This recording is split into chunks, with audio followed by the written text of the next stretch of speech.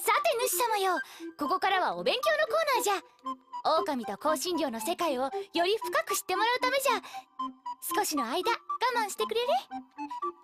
こら、そこの主よ、よそ見をするでない。今回はわっちらがいつも口にしているパンとぶどう酒のお勉強じゃ。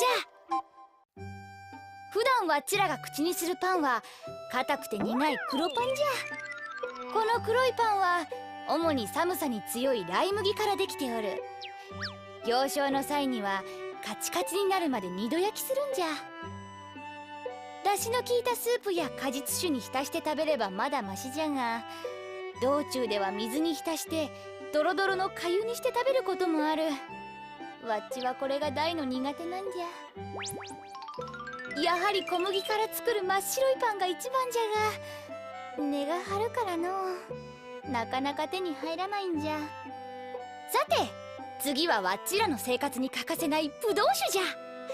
南の地方ではぶどうが豊富に取れて栄養価も高い。そして生水より傷まない。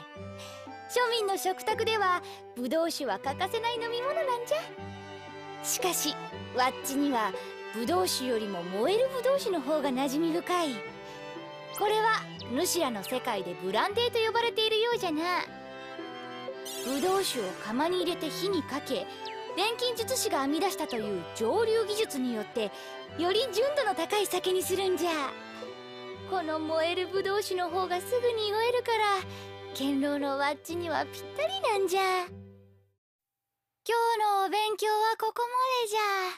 ではまた次の巻での